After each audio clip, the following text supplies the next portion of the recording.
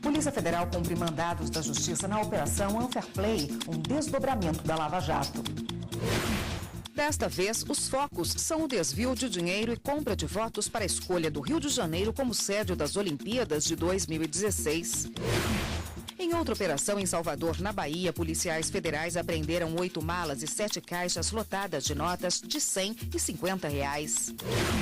Procurador-Geral da República, Rodrigo Janot, abre procedimento de revisão da colaboração premiada dos executivos do Grupo JF. Relator da Lava Jato no Supremo, ministro Edson Fachin, é quem deve analisar o pedido. Em viagem oficial a Paris, presidente do TSE visita órgãos eleitorais e de cooperação franceses.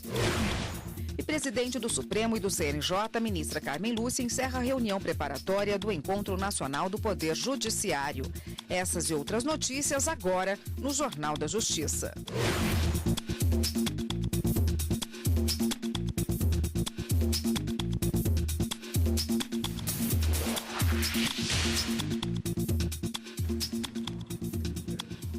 Olá, boa tarde para você. A Polícia Federal cumpre mandados da Justiça na Operação Unfairplay, um desdobramento da Lava Jato. Desta vez, os focos são o desvio de dinheiro e a compra de votos para a escolha do Rio de Janeiro como sede das Olimpíadas de 2016. Quem tem os detalhes ao vivo para a gente é a repórter Carolina Chaves. Boa tarde, Carolina. Boa tarde, Érica. Boa tarde a todos. Olha, essa operação foi determinada pelo juiz da 7ª Vara Criminal, Marcelo Bretas, em cooperação internacional com autoridades da França e também de outros 2 países. Ao todo, a Polícia Federal cumpre 11 mandados de busca e apreensão no Rio de Janeiro e os alvos são o empresário Arthur César de Menezes Soares Filho, conhecido como Rei Arthur, e também o presidente do Comitê Olímpico Brasileiro, Carlos Arthur Nussmann. O Ministério Público Federal aponta fortes indícios de que Nussmann teria participado do esquema de compra de votos de membros do Comitê Olímpico Internacional. As sedes do Comitê Olímpico Brasileiro e também do Comitê Rio 2016 também são alvos de mandados de busca e apreensão. Já o empresário Arthur tem um mandado de prisão preventiva decretado contra ele. Ele é acusado de lavar parte do dinheiro do esquema através de offshores. O Rei Arthur é acusado de pagar 3 dias antes da escolha da cidade sede para as Olimpíadas 2016, $1,5 milhão para um dos membros do Comitê Olímpico Internacional. O empresário Arthur Érica é considerado foragido. É com você, Érica. Obrigada, Carolina. E a Polícia Federal divulgou os dados da operação contra o tráfico internacional de drogas em 5 estados e no Distrito Federal. De acordo com investigações, funcionários da segurança também ajudavam a quadrilha, alterando o posicionamento de câmeras do circuito interno ou apagando luzes do terminal. As investigações ocorreram durante 1 ano. A partir de mandados expedidos pela Justiça, 75 pessoas foram presas em São Paulo, Minas Gerais e Brasília. 23 veículos foram apreendidos, além de armas, joias e pedras preciosas.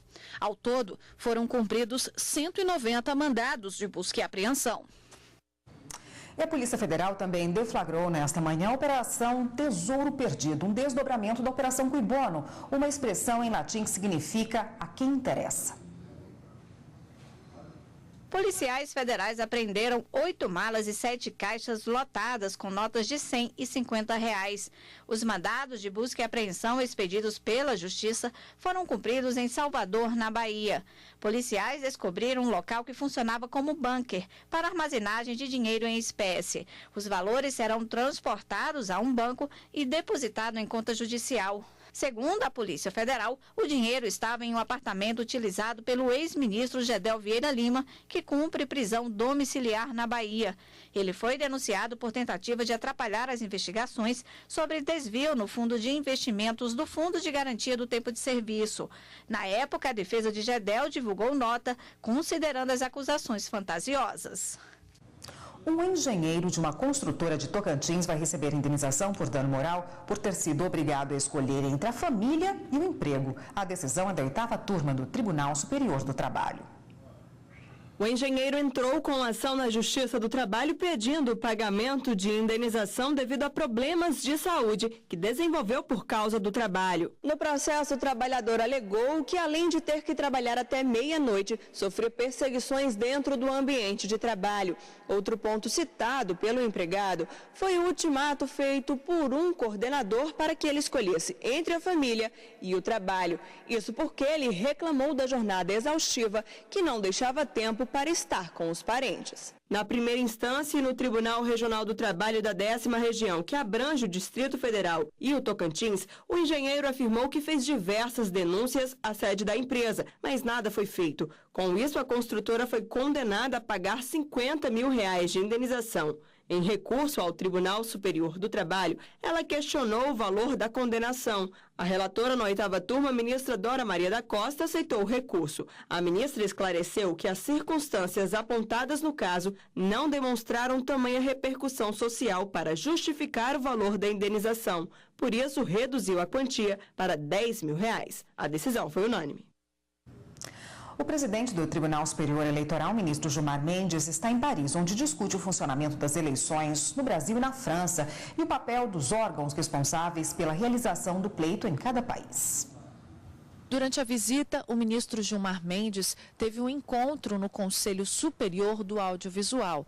Na tarde desta terça-feira, o ministro vai à Comissão Nacional de Contas de Campanha e de Financiamento Político. Já na manhã desta quarta-feira, será recebido no Ministério da Europa e dos Assuntos Estrangeiros.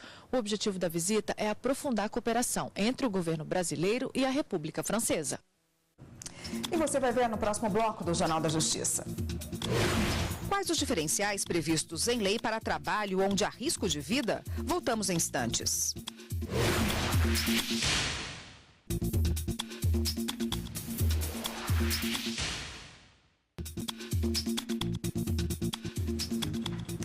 A Justiça não pode limitar o desconto em conta corrente de cliente que fez empréstimo de forma espontânea com o banco. A decisão é dos ministros do Superior Tribunal de Justiça.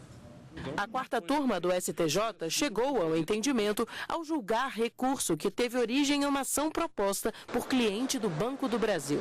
O cliente é um militar aposentado e tinha uma dívida de aproximadamente R$114 mil em juros do cheque especial. Ele procurou o banco para renegociar o débito e acertou que pagaria o montante em 85 parcelas de um pouco mais de R$ 2.500 por mês. Mas como os descontos chegavam a 50% do salário, ele entrou com uma ação para reduzir o valor das parcelas. E a Justiça Paulista limitou o desconto em conta corrente a 30% do salário.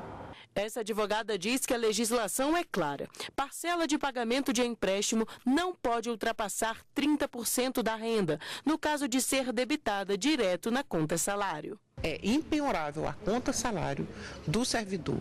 Ele pode fazer um empréstimo consignado, por exemplo, e o valor do desconto não pode ser superior a 30%. O homem recorreu ao STJ e utilizou desse argumento para reduzir ainda mais o valor da prestação. Porém, o débito das parcelas foi feito em conta corrente e não em conta salário.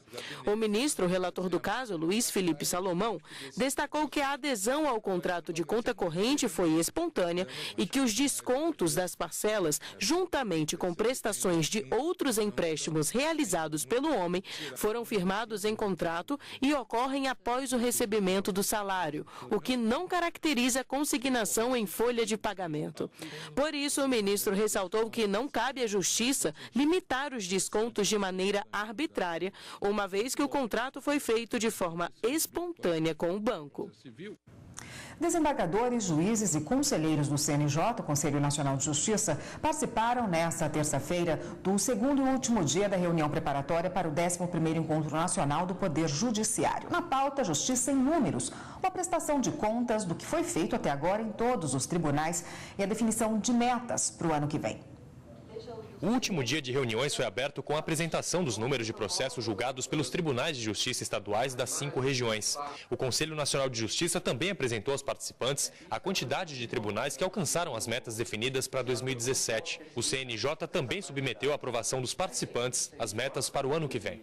Julgar o maior número de processos em tramitação nos tribunais, maior celeridade processual, analisar processos mais antigos, combater a corrupção e a improbidade administrativa, impulsionar processos à execução, priorizar o julgamento de ações coletivas e enfrentar a violência doméstica e familiar contra a mulher. No primeiro dia do encontro, o Conselho Nacional de Justiça havia apresentado o desempenho do Judiciário em 2017. Hoje o país tem quase 80 milhões de processos aguardando análise. Os julgados passam de 30 milhões, ou seja, 27% dos processos existentes na Justiça brasileira até o início deste ano. A presidente do Conselho e do Supremo Tribunal Federal, ministra Carmen Lúcia, fez uma análise. Muitas vezes se critica o Poder Judiciário, e acho que posso dizer em nome, pelo menos, dos meus colegas do Supremo, mas de uma forma geral, também nós, juízes, não estamos satisfeitos com o desempenho do Poder Judiciário. A gente queria estar julgando a cada semana os processos que entram naquela semana. Mas é certo que a demanda que nós temos, o número de juízes que temos e, principalmente, a legislação que permite que os processos não se acabem, não possam transitar em julgadas as decisões, numa primeira ou até numa segunda decisão, faz com que haja postergação e muitas vezes isso não é perfeitamente compreendido. E o repórter Gabriel Seafrei está lá no evento e ao vivo tem as informações. Gabriel, boa tarde. Oi, Érica, boa tarde para você, boa tarde a todos. Agora há pouco foram apresentadas as metas para todos os segmentos do Poder Judiciário em 2018. Antes do encerramento do evento, a ministra Carmen Lúcia agradeceu aos participantes e destacou que esse evento é uma forma de mostrar aos outros poderes da República e também ao mundo um exemplo de organização e que facilita muito o trabalho do Poder Judiciário. A ministra afirmou também que valorizar os juízes é valorizar a democracia, destacando que o país depende muito da justiça e citou as dificuldades que os magistrados enfrentam no desempenho das atividades, além do papel do CNJ em buscar essas melhorias para as condições de trabalho e de funcionamento da justiça em todo o país. Todas essas metas que eu disse agora e que nós vimos também na reportagem serão levadas para o 11º Encontro Nacional do Poder Judiciário, que será realizado em novembro aqui em Brasília. Érica, com você. Obrigada, Gabriel. O número de assaltos a carros fortes aumenta em todo o Brasil. Somente neste ano, o crime rendeu aos bandidos mais de 50 milhões de reais. Os ataques impressionam pela violência e o uso de armamento pesado.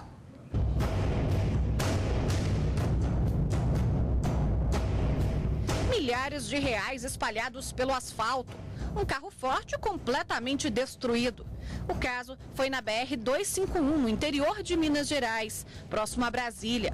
Bandidos com armas pesadas usaram até explosivos para roubar o dinheiro que estava no veículo. Eles levaram quase 500 mil reais. Segundo a Associação Brasileira de Transportes de Valor, no primeiro semestre deste ano foram registrados 60 ataques a carros fortes em todo o país. Prejuízo de 50 milhões de reais. São Paulo, Rio de Janeiro e Paraíba são os estados com mais ocorrências desse tipo de crime. Com o aumento dos assaltos cometidos com explosivos, a polícia passou a estudar os materiais utilizados pelos criminosos. São artefatos clandestinos, sem autorização do Exército para venda. Na avaliação das forças especiais, os roubos a carros fortes estão cada vez mais bem planejados e violentos. Extremamente rentável, os criminosos se aproveitam desses locais, vias de difícil acesso, cidades pequenas onde o aparato policial é pequeno e agem com muita violência, onde eles conseguem, roubar grande quantidade de dinheiro. Então isso acaba sendo um grande problema que a polícia precisa agir de maneira mais enérgica para demover essa ação criminosa. Bom, e para falar conosco sobre esse assunto está aqui o presidente da Associação Nacional de Procuradores do Trabalho, Ângelo Fabiano Farias da Costa. Boa tarde, doutor. Boa tarde, Érica.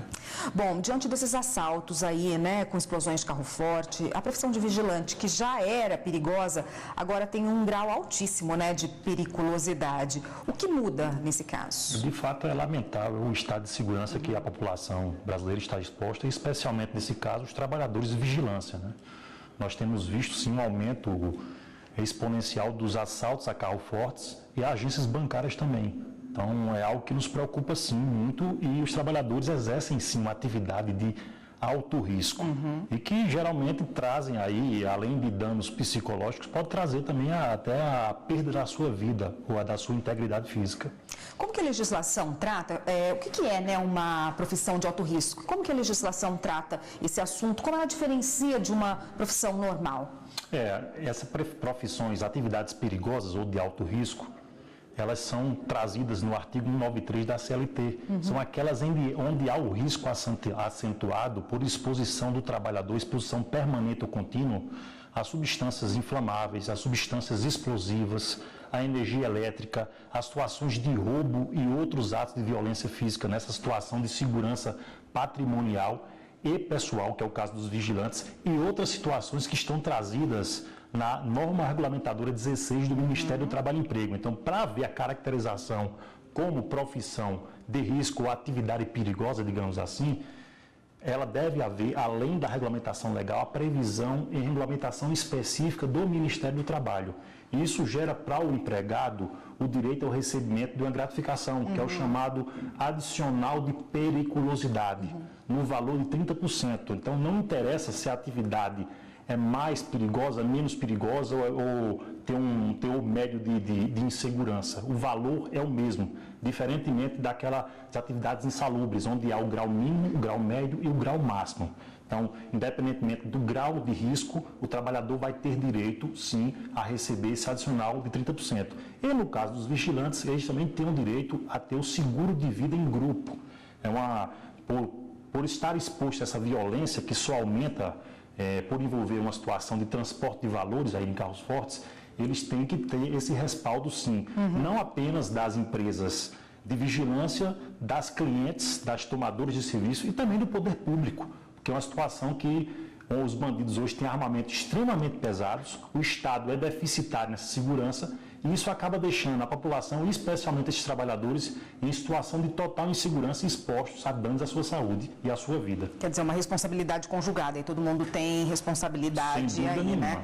A gente continua nesse assunto no próximo bloco, só um minutinho, por favor. E você vai ver no próximo bloco do Jornal da Justiça novas gravações entre o dono da JBF e um dos diretores da empresa podem causar uma reviravolta no acordo de delação. Os detalhes já já.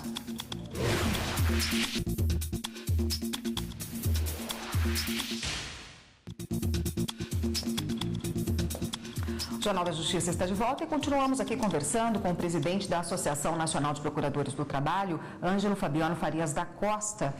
Doutor, você estava falando da legislação, como a legislação trata esse assunto de quem tem uma profissão de alto risco aí, né? E quais as responsabilidades das empresas em relação a esses profissionais que desempenham uma atividade de alto risco? E se sofrerem algum tipo de dano aí, né? Às vezes até a morte, qual a responsabilidade do contratante? Primeiro, é importante deixar claro que tem que haver uma capacitação muito profunda e muito específica dos trabalhadores para desempenhar qualquer tipo de atividade de risco.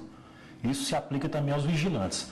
Em caso de dano à saúde, à integridade física desses trabalhadores, ou algum tipo de, até a perda da vida, há a responsabilidade objetiva da empresa, ou seja, independe de culpa do empregador. Independentemente de qualquer tipo de participação culposa da empresa, cabe àquela empresa, pelo simples fato de exercer e desempenhar uma atividade de risco, indenizar o trabalhador por aquele dano material ou moral. Então, se o trabalhador for morto em serviço como vigilante, ou se ele ficar incapacitado, ele ou a sua família pode se ingressar, não apenas só contra a empresa, que é, digamos, a empregadora, a empresa de vigilância, mas até contra a cliente. No caso dos bancos que terceirizam muitas atividades de vigilância, a grande maioria são trabalhadores vigilantes terceirizados. Em acontecendo um acidente fatal com um vigilante dentro de uma agência bancária, por exemplo, o trabalhador ou a sua família, no caso, vão poder ingressar não apenas contra a empresa de vigilância, mas também contra o banco, a própria entidade financeira. E daí pedir indenização por danos materiais e morais pela perda da vida daquele trabalhador. E o que pode ser feito para aumentar a segurança desses profissionais? Tem que ter um cuidado muito maior por parte do contratante, não só em relação ao pagamento do adicional, que é uma obrigação legal, mas também o fornecimento de equipamentos de segurança e até de fiscalização se esse funcionário está ou não utilizando daquele equipamento? Eu tenho em mente que deve haver um grande investimento do poder público em segurança e também em conjunto com o investimento também dessas entidades que lidam com grandes montantes, com entidades financeiras, investimento em segurança dos seus estabelecimentos e também nessa questão do transporte dos valores. Os bandidos hoje, os meliantes, eles têm um armamento muito pesado, que os trabalhadores, eles não conseguem, os vigilantes, eles não conseguem evitar ataques desse porte, porque os armamentos e os instrumentos que eles detêm são instrumentos que não conseguem deter esses ataques. Então, acho que falta uma responsabilidade maior do poder público, um investimento também das agências, dos bancos e de outras instituições financeiras para que, se de fato, com esse investimento de segurança, se diminua essa sensação de segurança da própria população e esses danos à saúde mental e física desses trabalhadores de vigilância de bancos e entidades financeiras. Tá ótimo, doutor. Muito obrigada pela participação. Eu conversei com o Ângelo Fabiano Farias da Costa, que é presidente da Associação de Procuradores, Associação Nacional dos Procuradores do Trabalho. Obrigada, doutor, mais uma vez. Eu que agradeço, Érica. Até uma próxima. Novas gravações entre o dono da JBS e um dos diretores da empresa podem causar uma reviravolta no acordo de delação. O Procurador-Geral da República, Rodrigo Janot, determinou a abertura de investigação para apurar se houve omissão sobre crimes. Se ficar comprovado, os executivos podem perder os benefícios e, inclusive, ser presos. Nos áudios com conteúdo considerado gravíssimo pelo Procurador-Geral da República, Rodrigo Janot, diálogos entre Joesley Batista, dono da JF, e Ricardo Saúde, diretor da empresa, fazem referências à Procuradoria-Geral da República e ao Supremo Tribunal Federal. Nas gravações mencionam supostos ilícitos envolvendo a participação do Procurador da República, Marcelo Miller, que estaria auxiliando os interlocutores, inclusive para influenciar a decisão do Procurador-Geral da República. Rodrigo Janot considera que a conduta configura, em tese, crime e ato de improbidade administrativa. Tais áudios também contêm indícios, segundo esses dois colaboradores, de conduta, em tese, criminosa, atribuída ao ex-procurador Marcelo Miller. Ao longo de 3 anos, Marcelo Miller foi auxiliar do gabinete do Procurador-Geral, convocado por suas qualidades técnicas. Não há ninguém que republicanamente esteja a salvo da aplicação da lei. O Ministério Público tem uma mãe, que é a Constituição e a lei. E sob esse manto atuamos, independentemente de quem tenha agido. Quem participa de colaboração premiada é obrigado a falar sobre todas as condutas criminosas de que tem conhecimento. O acordo previa ainda prazo de 120 dias para Joesley Batista e outros 2 delatores entregarem as provas sob pena de serem acusados de omissão e perderem os benefícios. O MPF atuou na mais absoluta boa-fé para a celebração desse acordo. Se ficar provada qualquer ilicitude, o acordo de colaboração premiado será rescindido, poderá chegar até a rescisão. A eventual rescisão do acordo não invalida, repito, não invalida as provas até então oferecidas. Conforme a lei que disciplina a colaboração premiada, se a culpa do colaborador ensejar a rescisão do acordo, ele perde todos ou alguns dos benefícios, depende de como vamos modular isso, e o Estado aproveita todas as provas apresentadas pelos colaboradores. O conteúdo dos áudios não está sob sigilo, mas será enviado antes para o ministro Edson Fachin, relator do caso no STF. O acordo de colaboração premiada de Joesley Batista, homologado em maio deste ano pelo Supremo Tribunal Federal, prevê a rescisão do ato se houver omissão de fatos. Quem tem mais informações ao vivo é a repórter Evne Araújo. Boa tarde, Evne. Oi, Érica, boa tarde. O acordo de 13 páginas foi celebrado entre o Ministério Público Federal e Joesley Batista. Agora, o documento, ele prevê o cancelamento, essa rescisão em caso de omissão de informações. E se isso acontecer, o Joesley Batista, executivo da JF, pode sim perder todos os benefícios. Vamos ver na reportagem. Entre as cláusulas firmadas com o Ministério Público Federal para a colaboração premiada de Joesley Batista está a de que qualquer fato ilícito identificado pode levar à rescisão do acordo. Além disso, a decisão pode ser submetida ao juízo homologatório, que neste caso é o Supremo Tribunal Federal. Ainda conforme o documento, o acordo perde efeito também se o colaborador mentir ou omitir total ou parcialmente fatos ilícitos que praticou. Caso se recuse a prestar qualquer informação relacionada ao objeto do acordo ou se houver a sonegação, adulteração ou supressão de provas que tinha em seu poder. O termo homologado pelo Supremo Tribunal Federal tem a assinatura de Joesley Batista, do advogado dele, Francisco de Assis e Silva, e de procuradores da República. De acordo com a legislação, as provas anexadas em uma colaboração premiada que for reincididas, elas podem sim ser utilizadas no julgamento do processo. A defesa de Joesley Batista diz que houve uma má interpretação desse material. Agora, o ministro Edson Fachin, relator da Lava Jato aqui no Supremo Tribunal Federal, deve receber esse material vindo da Procuradoria-Geral da República. Érica. Obrigada, Evelyn. Após o Procurador-Geral da República, Rodrigo Janot, abrir a investigação para apurar supostos crimes na negociação do acordo de delação premiada da JBS, o presidente Michel Temer comentou o assunto na China, onde participava da reunião do BRICS. Eu tenho que ter a maior serenidade, como sempre tive, respeito todas as decisões que forem tomadas pela Justiça, pela Câmara dos Deputados, pela Procuradoria-Geral, não é? Eu tenho que respeitá-los, mas não devo falar uma palavra. O advogado do senhor pediu, inclusive, para que não se apresente uma denúncia até lá. O senhor acha que o Janot deve apresentar ou não? Isso é coisa do meu advogado, como você disse. O advogado que tem que cuidar disso. Como é que o senhor recebeu a notícia de que a delação premiada do Com a serenidade de sempre. Com a serenidade de sempre. Não houve uma alteração sequer. Aliás, desde o início. Se eu não tivesse serenidade desde o início, creio que ninguém suportaria. Esta semana, o programa Grandes Julgamentos do STF vai mostrar os impactos da decisão que reconheceu o confisco dos bens ligados ao tráfico de drogas.